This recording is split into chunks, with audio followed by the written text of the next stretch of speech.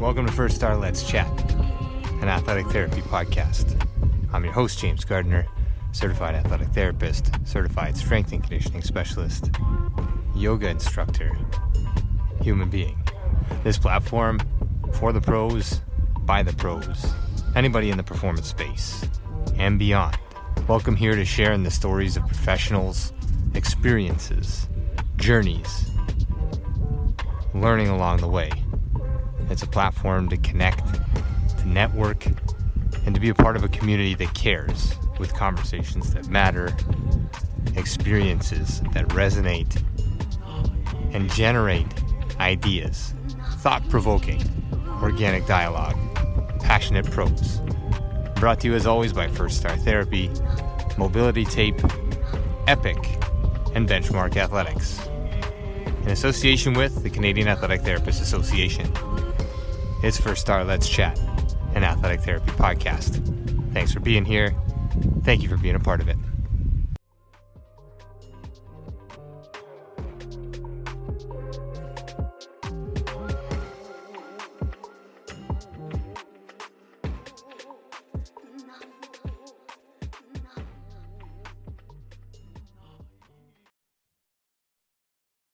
All right, here we go. Session 93, long awaited, part 4 of 4 of our Tommy John education series. We have Drew Hutchison here, currently of the Detroit Tigers.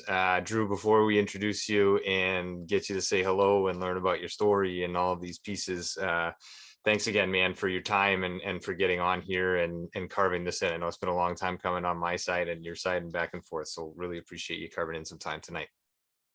Yeah, no problem. Sorry it took so long, but glad we finally got a date that worked. Hey, no problem at all, and no apologies necessary. We'll get it going here and crank this out. We had guys that have been on here talking a little bit about Tommy John and their experience, but before we go into any of that background, we'll get into yours. This is Drew Hutchison of the Detroit Tigers, coming off a 3-1 season, a 2.11 ERA. He of over 480 major league innings pitched, 35 major league wins, a high school draft pick, an early, pro career surgery with Tommy John. And that's where we'll take parts of this conversation. Part 1, we had Mike Frostad on, formerly of the Blue Jays, now with the Atlanta Braves on the training side of things. We had Dr. Andrew Robb, who's a sports chiropractor up here in Canada, who does a lot of work with Major League Baseball. And then we had I don't know if you guys were teammates, but Jesse Litch came on to talk about his experience. I know you guys are both Floridians, probably neighbors, who knows? And now here we are, Drew Hutchison, session 93, First Star Let's Chat, an athletic therapy podcast, brought to you as always by First Star Therapy, Mobility Tape, Epic, Benchmark Athletics, and in association with the Canadian Athletic Therapists Association. All of that to get to this, man. It is great to see you. Great to see your face. Weird to see you not in a baseball uniform. I'll admit that. Yeah, man, it's good. It's good to see you, and thanks for having me on.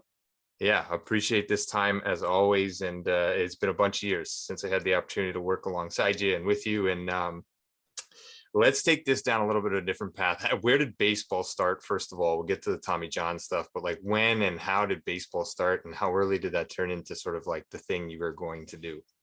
I mean, when I was really young, obviously playing t-ball, all the way through, baseball was like what I wanted to do. I played pretty much all the sports until high school. I pretty much focused on baseball, and I think I got a good sense like I could have a career of it. I was kind of a late bloomer actually for a high school draft pick.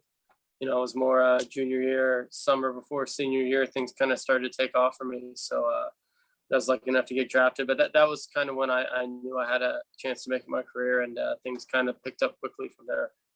Yeah, no, beautiful. And to our luck here in Toronto now again, and for all of us that are in the Toronto area and in Canada, obviously familiar with you as a Blue Jay. A few bounce arounds since then and settled into Detroit this year, as mentioned, and a pretty good back end of the year in terms of statistically. How did you feel? How are things in Detroit, and where do things look to go from here? Yeah, I loved it there. It was a lot of fun. I really enjoyed being there. Obviously, I had a good year. I was able to kind of get back on the good side of things there, especially towards the end of the year. So, we're still with them now. We'll see how the winter goes and where things lead, and go from there. But definitely really enjoyed my time there this year. Yeah, and beautiful, and just a couple days out of the season ending, and then back home and time to settle in and just talk more baseball. So again, really appreciate this. I know this isn't easy to come out of a season and talk baseball and then talk about you. You're a pretty keep it close to home kind of guy, and we won't go down any roads you're not comfortable with. But the Tommy John piece is a big one because there's so much out there in terms of misinformation. There's so much good information out there as well, but in our world, in the rehab world, in the training world, in the amateur sport world, there's still this misnomer that like you get Tommy John, you're going to be able to throw harder. Like this is the fix to all things. What was that a thing like for you coming out of high school? And then as you entered your pro career, it was fairly early on that you entered the world of Tommy John. So like, what did you know about sort of Tommy John or hear about leading up to the time that you underwent the surgery? I think we have a pause. Hang on one second. We lost him here for a sec. He's back. We just got to unmute you. I don't know. We hit that internet glitch. Yeah. There we No, go. all good. Yeah, you're back. You're back in action. So I don't know if that's why, but sorry about that. All good. No problem. Yeah. Did you catch it? Did you catch it? Just like where your understanding of Tommy John and what you heard or knew about it coming in or in high school, what did you know? And then did that change when you had to undergo the procedure? Yeah, I didn't really, I mean, I knew about it, I knew, what it was and, things of that nature. I didn't, know a lot about it. I wasn't, familiar with it. Then obviously when you're about to go through something and you go through it, you learn about it. At that point you need to obviously for your career. And, I was so young at the time also, like, I think that helped me just Mhm. because I kind of rolled with it a little bit more while I learned a lot while doing it. But yeah, I didn't really know too much about it, obviously until I underwent, the surgery and then, was rehabbing afterwards from it. Yeah. And it's interesting now. We reflect on it all the time. Obviously, I was in baseball, removed from baseball, but still spent a lot of time looking at sort of mechanics and biomechanics and what leads to Tommy John. And we look at like this local thing being like, okay, that's the elbow, it blew out, fix the elbow, and we're good.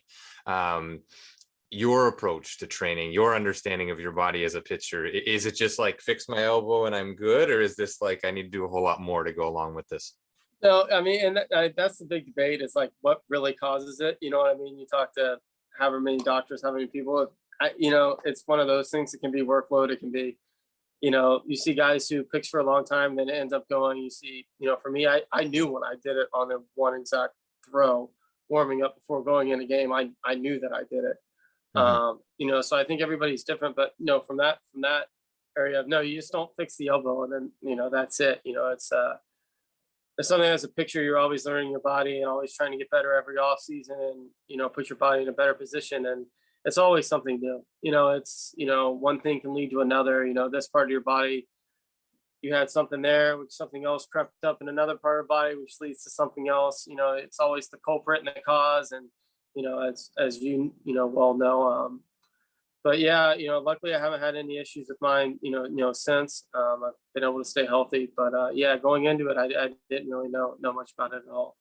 Yeah, no, and I think that's fair. And I don't think many people think too much about it unless they have to undergo it. And then it's sort of like this reliance or dependence on the people that are going to help you with it to have a really good understanding.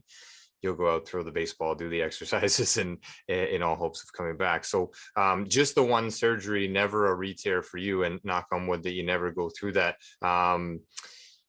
How was the rehab for you? The early part coming out of surgery, not able to move, was that the hardest part, or was the hardest part getting feel back? Like what parts of the rehab were sort of tricky on your side? Yeah, I mean, it's all the unknown. That's what it's all about. Is Hmm. you go from, you come out of that, and you want to get better, you want to do everything you can, but for the first however long of that, you go and you rehab for 20 minutes in the morning and then you leave. Like that, there's nothing you can really do for a while. So you get range of motion back. You're doing these, shoulder exercises, and no matter really what you do, it's not speeding up your time frame. And I think that was the most frustrating thing for me, right out of the gate, is there's nothing you can do to, get healthy quicker, or there's nothing you can do to make it back quicker. It's you have to be patient with it. It's kind of torture for a while there, to be honest with you. But it's you learn some patience along the way. But you know everything's just a kind of a different challenge. And I was lucky we had two guys who were a few weeks ahead of me in their rehab, so I could kind of watch them to see what they were going through, Hmm. and kind of saw it all happen, once or twice before then I was, at that stage in the rehab. So I think that actually, really helped me a lot. Yeah, and that's an interesting piece because not everybody gets to hear that, not everybody gets to experience that in minor league baseball, Major League Baseball. For people that are unfamiliar, generally speaking, long-term rehabs all go to one place, and this was Florida with the Blue Jays and down in Dunedin in the training complex. So everybody who was there was in various stages of injuries, potentially different injuries. That's a great point because for athletes going through things and for therapists who are potentially working with a new injury or a new rehab protocol, reaching out to people who have been through it before, like that's a critical resource. Yeah, Yeah. and uh, yeah, go ahead. You can jump on that one. yeah, and I've talked to quite a few guys who've gone through it after me, and I was lucky. We had, Drebeck had it. His was a re-tear, but he was where he was with when he had a surgery, and where I was. He was probably 2 weeks ahead of me, even though it had been about a 3 month difference in the time of the surgery. And then Louis Perez, I think, was like a week ahead of me as Mhm. far as all the as far as the surgery date and the rehab. So getting to watch them go through it first, I think, kind of helped. Like, hey, what did you feel the first time you did this or that? I think that was big for me, that I was kind of, after them, I could kind of feel my way through it a little bit. Yeah, yeah. And I just want to go back to sort of some of the frustrating parts with it as well. Like early on after surgery, there isn't a ton you can do because you're locked into place. You're not moving, you're not gripping anything, you're not putting anything in that hand. It's a little bit of finger movement, but that's about it. A little bit of shoulder movement, but the elbow is still pretty painful, and the tissue is quite vulnerable following. So again, for listeners, we're talking UCL, which is the ulnar collateral ligament on the inside of the elbow. Typically pitchers, but throwers in general go through this when there's a rupture or a major tear. Also sort of part and parcel with the flexor pronator mass, that mass of forearm muscle on the inside of the arm, to coincide with the UCL. But typically the UCL will go feeling like, as you mentioned, on one throw. It was that one throw that did it. But all the data out there shows, it's nearing a breaking point on every single maximum effort throw. It's just sort of maybe cumulative, or maybe just that, the timing or whatever those things are that we still don't truly understand from a science side. So I want to jump at this a couple different ways. So sorry for bouncing around, but it was that one throw, and what did you feel at the time? Did you feel good that day? Was there anything leading into the session that felt a little off? Anything? No, I felt fine. I mean, looking back, I threw my bullpen. The bullpen I threw before that start, my forearm was maybe a little tight, and I didn't Hmm. realize at the time. But I was actually warming up before the game, and I felt it on one pitch, and it just felt for me, it wasn't like a big pop. It was just like my elbow let out a little air. It was weird. It was a weird sensation, but it was one that I knew I had done something. I'm not really I don't overthink it really, and I'm not like when I pitched with small things before I pitched through things like this. When I felt this sensation, I knew it was something serious. Yeah. Obviously, I ended up going to the game. I got 2 outs. I think I threw like 9 pitches, but I knew, and I ended up taking myself out of the game just because I just didn't feel right. Mine wasn't extremely painful like some guys. Unfortunately, it is for them. Mine was never like that. It was just the feeling I had on the one pitch. I knew, and then I was toughing it out there for a while, and I knew something was not right. Hmm. Hmm. And these are also, understanding and listening to athletes. These are the pieces that, as we get better and better at our practice on the therapeutic side and on the training side, is really understanding and listening to you, for your experience with it, that innate understanding that something's not right, something didn't feel right. And then looking back and collecting this data, and there's a number of studies and a lot of literature out there now that's talking about sort of forearm, quote unquote, forearm tightness, and these are becoming sort of precursors to, or tendonitis in that flexor pronator mass to UCL tears. In some of the population. So that piece that you knew and you felt it, and who knows, maybe you didn't feel it because of the shape you were in, or it was already partially nobody's going to have those answers. So you tear it, you go in, you have the evaluation that day in the training room, you go to the MRI.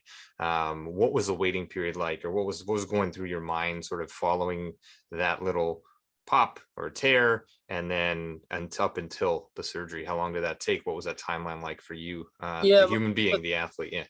mine was a little bit gray area there. I had an MRI that night, and then mine got sent around a couple times to some different people, different opinions. We can skip all of that.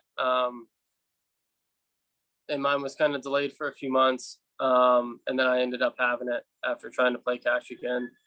But yeah, I mean, as a human being, I mean, you're kind of a scrambled egg, up in the head. Like for me, I'd really never been injured before up until then. So, and I was also, pretty young, and I worked so hard to get to the big leagues. And I think it was my 8th or 9th start. So for that to happen then too, it kind of just added a lot to it, because you're not, I mean, as a human, you're not sure, what's going on, if you're going to be okay, if you're not, so it's definitely a difficult, I wouldn't say difficult, it's just a piece of adversity that you have to go through, for sure.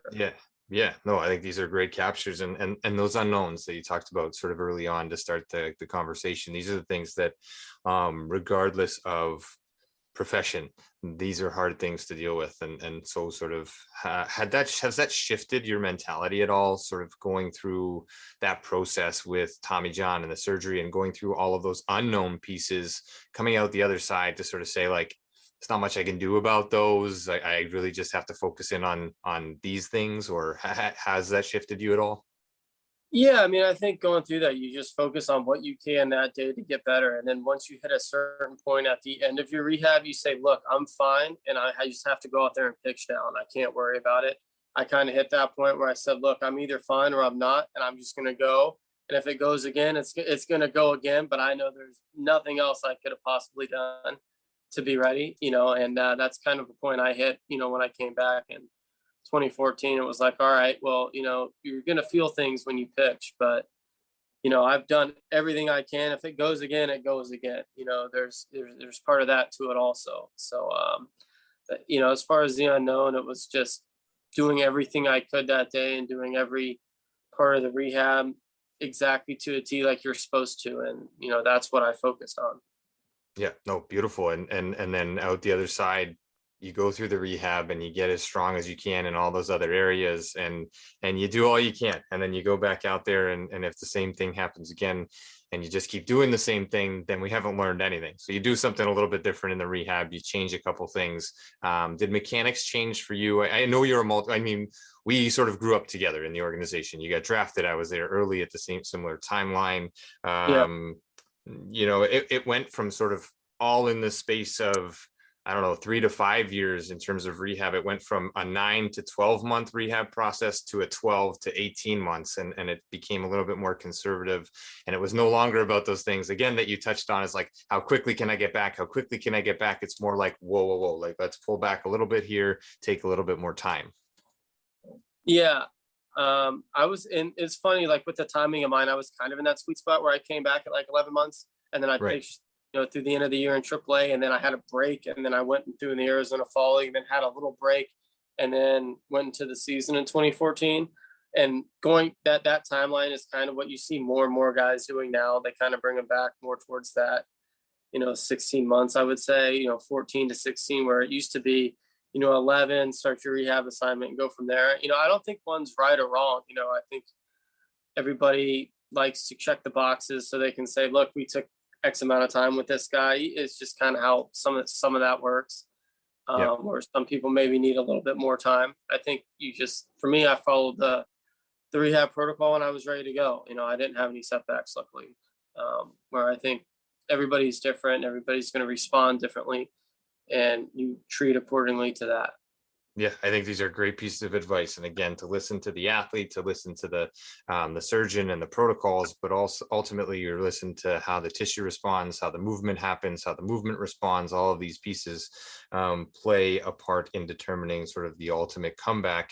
So Tommy John's early in your first pro season, your first big league season. You win 5 games, you come back in 14, you go 32 starts. 2015, you go 30 starts, you go 11 wins, you go 13 wins, like super impressive coming out of the Tommy John. I think I have the timeline there, but how did those, were there any hiccups along the way coming out of Tommy John when you got back to that next full season? No, and I kind of had that start and stop, like I mentioned. Like I came Yeah. back at the end of that year, and I made, I don't know how many starts to AAA. And there maybe could have been one where I maybe should have taken a little time off in the middle there, but I wanted to get so back. Looking back, I maybe should have pulled the reins back a little bit, starting the rehab assignment. Just nothing wrong, just some soreness and stuff like that where I maybe should have, taken a step back. But other than that, no, I mean, I felt good. And, I felt good going into, what I was doing there. The only thing maybe maybe could have tweaked some things the year after throwing all those innings. I didn't do a ton that off season, which I wish I would have done more of. Right. But a lot of that's just learning. And the more you pitch, the more better understanding of your body you get, and you make those adjustments as you go forward. Yeah, and still super young, right? Like coming out of high school, getting into the big leagues at a really early age, and sort of having to learn on the fly. And then all of a sudden you start logging a bunch of innings, and it's like everybody forgets that this is a high school kid who sort of peaked kind of late and got drafted in his senior year, and was, I think you were a multi-sport guy, right? Like through high school, multi-sport and multi-positions in baseball, right? You weren't just pitching in high school. Yeah, I was a shortstop. I was actually going to college as a shortstop too. And there for a while there was like a thinking, well, maybe these guys, the year I had it, I think a bunch of it was the year that it spiked, and there were a lot of Tommy Johns across the league, and that was one of the things that they were kind of looking into, was as everybody continues to still try to learn and figure things out better. That was kind of one thing kind of thrown at the wall, was maybe that was why, all the interesting theories that there are on it. But yeah, I played all sports growing pretty much until high school. I just played baseball and golf, and then just baseball the last 2 years of high school. Right. Yeah, and I think maybe these are the things, right? Like you play in different positions, and maybe you bounce back quicker. Who knows? Maybe you bounce back quicker because you've been a shortstop and you've been throwing at varied angles, and you've been doing different things, and not just constantly working on sort of the finer tuning or maximum effort throwing, or throwing off of an incline. These kind of things are interesting pieces in the baseball world. And we see Tommy Johns every year, and repeat Tommy Johns every year, and I think factually speaking, this can get to the right hands, and your experience with Tommy John was pretty seamless once you had the surgery to come back. No hiccups really along the way, but that's a good, healthy, young body, going into that surgery. It's not just, you haven't had a whole lot of mileage leading up to that point. So perhaps the tinkering and all those other things don't really have to happen afterwards. But did you ever have any issues sort of finding feel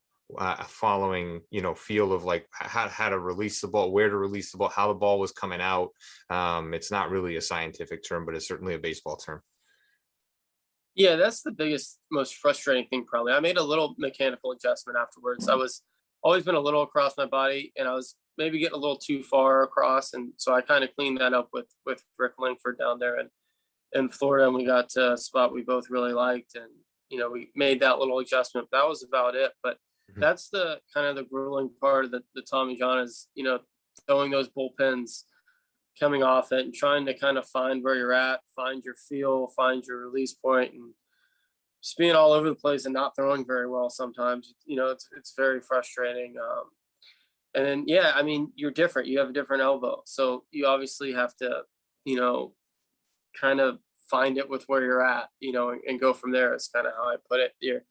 You're not going to be the same as you were before, quote unquote, you know what I mean? Or for me, absolutely. I put anything into a box one way or the other. I just tried to, continue to get better and find it and go from there. But yeah, the whole feel thing is it's difficult to do, as you start throwing again and as you try to find it, because we throw so much. You have a baseball in your hands so often, and the things that you do, you're so in tune with your body and how you're moving.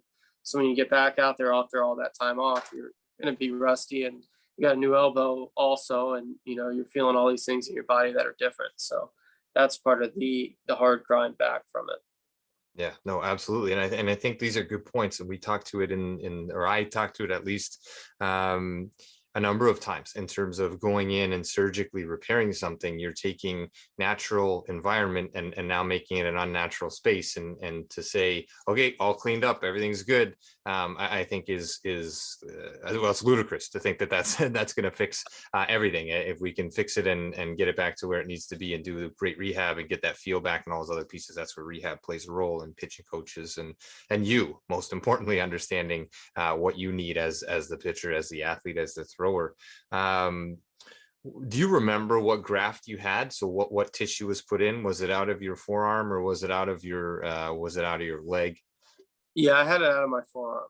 Yeah. Okay. So out of my right forearm. So they took it from my right forearm, put it in my right elbow. In your right forearm. So palmaris longus generally is a tendon that we use that is used in the grafts. That's taken out of the wrist. Actually, a certain percentage of the population doesn't actually have that tendon. So then that tendon is inserted, figure-eighted, tacked in place of that UCL on the medial elbow. The other option, I think, is gracilis. I think those are the two main options still out of the leg or out of the forearm of the athletes. So those are the pieces, and you're exactly right. It is effectively a new elbow once that's done. So then you have to piece back together all those things, get used to all of that inflammation, and then let your brain and body recalibrate, so to speak, as you begin to throw the baseball and do those things again. Routine disruption as well. So routines are fairly big in baseball. We see guys hop over the line a certain way, tuck their shirt in a certain way, do the things with their batting gloves in the box a certain way. Pitchers are certainly routine driven, a lot of them. So to go in and say, like, okay, prior to the surgery, you need to start going in December, let's say, and then all of a sudden, you're throwing bullpens by January and so on and so forth. And then Tommy John is, 6 months essentially. You start throwing around 3 months or 3 or 4 months, depending on where you're at. But it's a good, like you said, 11 months until you're back on the bump and back in a pro game for you. Others around 18 months. What was the mental side of things like for you going through that and navigating that space? I know you're around the yard every day. There's some frustrations early on, but any pieces you can talk to on that side? Yeah, it's tough. I mean, obviously, you do something you love to do, and then all of a sudden you can't do it. So it's very frustrating. And for me, the worst part is after you have the surgery, after a certain part, like your elbow doesn't hurt. You can do everything you can do in normal day-to-day life, except the one thing you need to do, and that's a frustrating space to be in, especially for people who aren't great with patience, which I probably fall into that category.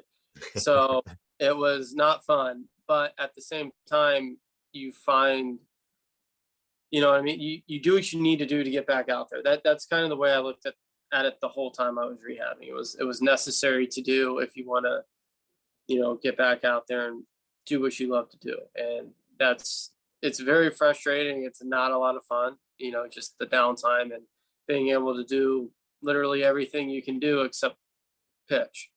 Yep. And so it's a frustrating space to be in. Yeah. And a lot of athletes, a lot of humans can actually get into some pretty dark places, or completely overthink everything and think like, now I have to overhaul everything while I have the time. I might as well start throwing left-handed, for lack of a better, outcome. Yeah. That can definitely, for sure.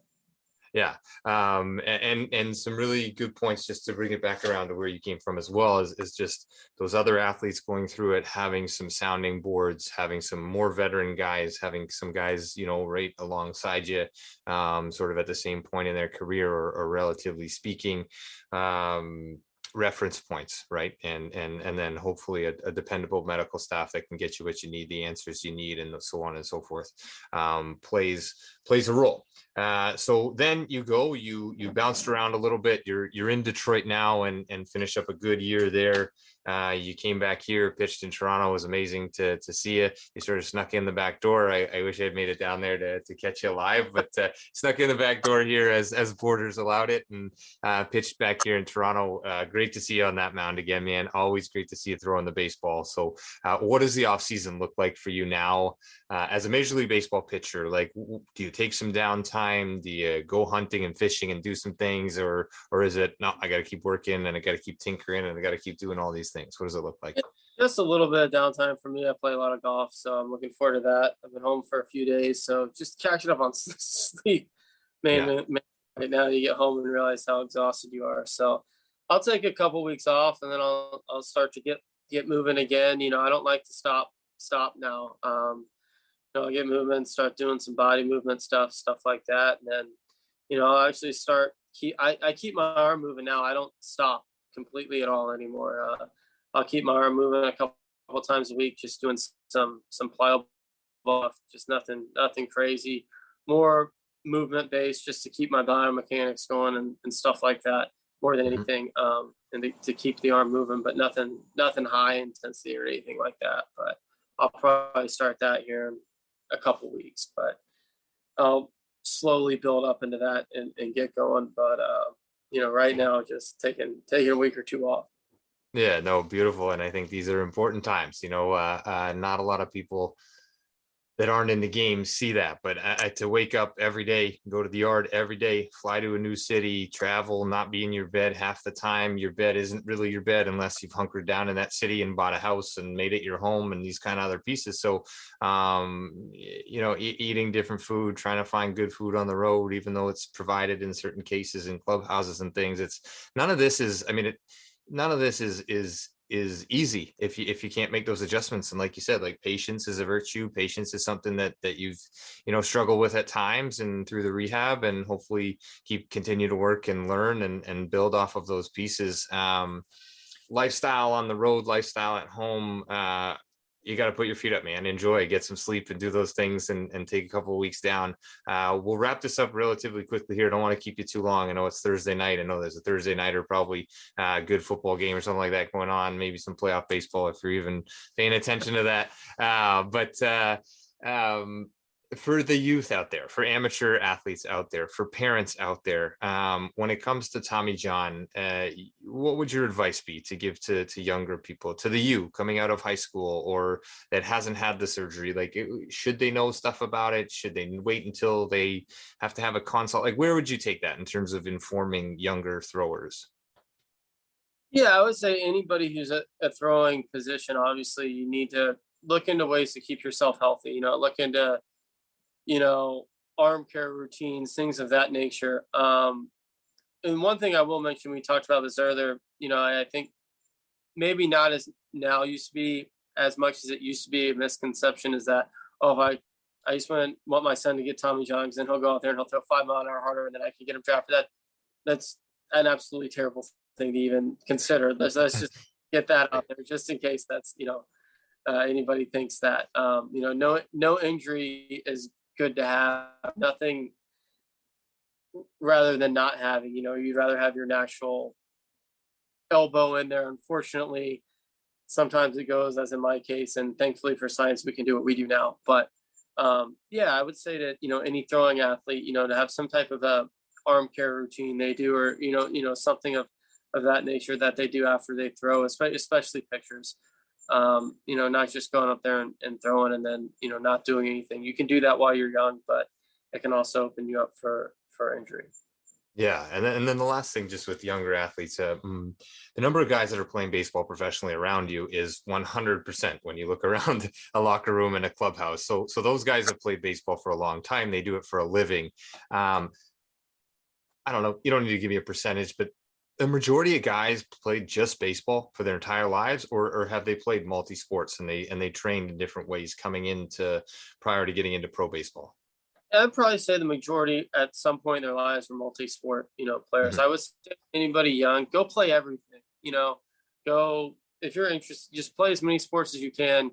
I would try to focus on developing into just a complete athlete, or, doing different things, different movements.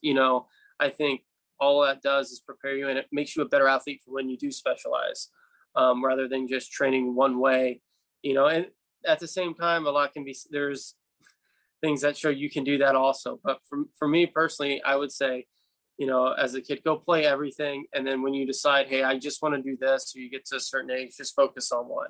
I mean, that's what I did. Obviously, I think that's a great way to go about it. But at the same time, if you just play one sport and you focus on that, I'm not going to say there's something wrong with that either. There's plenty of guys that do it that way too. But, for me, I think there's an added benefit to just being an athlete first, and then a certain position player after that, for sure. Yeah, sure. And getting to know yourself and getting to know how you move, and understanding what movement is and what movement can be. One of the things that I don't know, right or wrong, have begun to lean more and more on is if you're going to be a throwing athlete, there are plenty of ways to get better at throwing that doesn't involve throwing as well. So taking some time away from actually picking up that object and releasing it. I mean, you could pick it up and move it, but releasing that at high velocity for 12 months a year is not in anybody's best interest. Absolutely. Yeah, I agree with that for sure. Yeah, no, perfect. Not that I was trying to get you to, but I'm happy that we can have somebody who's at the pinnacle of the sport agree that throwing a baseball all the time is bound to result in some form of breakdown, as opposed to being healthy all year round. And this is coming from a guy who's been around for a long time now. You come out of high school and now you're in your 30s now, so you're getting up there. I know I'm old now, and what I found, at least for me personally, it's all about movement and moving functionally. I think that's the main thing, for at least for me, is to just keep my body moving in the best way that I can. I think that's for me. Every year, the more I go through it, you're constantly making adjustments, doing new things. But for me, that's kind of what it's all about now, is just keeping everything moving and moving as well as I can and as efficient as I can. And I think that translates to everything. Yeah, absolutely, man. Some really great captures here, and we can wrap it up there. I don't want to keep you too long, as I mentioned. I really appreciate you carving this in. I know it's only been a couple of days to sort of catch your breath, and you haven't even done that yet. So putting this on your radar and getting out here to help us out and talk through your experience is a pleasure as always, man. I hope we can stay in touch here, and we'd love to get you back on here at some point, and we can talk shop in any number of other ways. But tonight's guest, Drew Hutchison of the Detroit Tigers, he of 35 wins in the major leagues, and bounced back from Tommy John's couple great seasons, still going here, and a major league pitcher with major league experience, not only on the field, but through rehab, through perseverance, through learning patience, continuing to be patient, and moving you, the thing that matters most. And I think that's critical stuff, man. I'll let you say goodnight here and wrap this thing up. Once again, thank you so much, and always a pleasure to see you. And again, so weird seeing you not in a baseball uniform. Yeah, man. Thank you. I appreciate it. Sorry it took me so long, but glad we got to do it. Yeah. No apologies necessary. Truly unbelievable, man. Congratulations on all your success. Congratulations on getting to the off season and being able to put your feet up, because you deserve it, man. Go get them. Hit the links a lot, and we'll check back in here shortly. Session 93, First Start Let's Chat and Athletic Therapy podcast, brought to you as always by First Start Therapy, Epic Mobility Tape, Benchmark Athletics, and in association with the Canadian Athletic Therapists Association. Session 93 this evening, our guest of the Detroit Tigers, Drew Hutchison. Thanks again. Next week, we're going to go with two guests. It's going to be a different time, so pay attention on that one. It's going to go Monday the 18th at 6:30 p.m. We'll be live with Tim Contos and Ryan Metzger. It's going to be double duty. We have a strength coach, both previous guests, Clemson University, Virginia Commonwealth University. We're going to battle out some things that we touched on tonight, movement and why it matters. Drew, thanks again, man. Have a great night. All right.